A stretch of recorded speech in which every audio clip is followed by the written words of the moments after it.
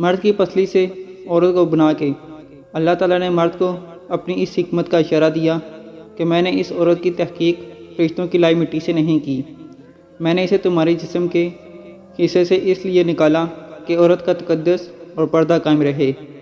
فرشتوں کو بھی خبر نہ ہونے پائے کہ زمین کی لائی ہوئی کہ اس مٹی سے عورت کی تخلیق ہوئی، یعنی عورت کے تقدس کی حد تو دیکھیے کہ فرشتوں سے بھی اس کے بناوٹ کا پردہ لازمی قرار دیا گیا، اور پہلی عورت اس مرد کی پسلی سے نکلی جس کی وہ منکوحہ کہلائی۔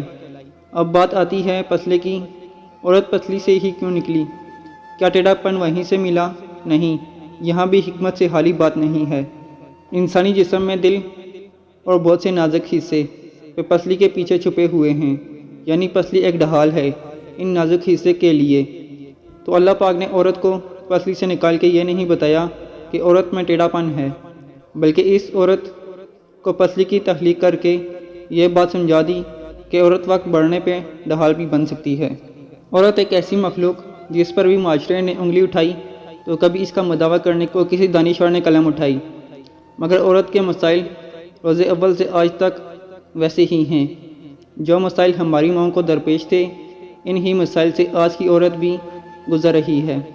کل بھی بیٹی کو یہی کہہ کر رخصت کیا جاتا تھا کہ اب بھی وہی تمہارا ٹھکانہ ہے، اور آج بھی، مگر حالات میں کسی حد تک بہتری آئی ہے۔ آج عورت ظلم کے خلاف کسی حد تک آواز اٹھانے کے قابل ہو چکی ہے۔ آج عورت ظلم سہنے کے بجائے طلاق لے لینے کا جگر رکھتی ہے، مگر کیا اس کے سارے مسائل طلاق سے حل ہو جاتے ہیں؟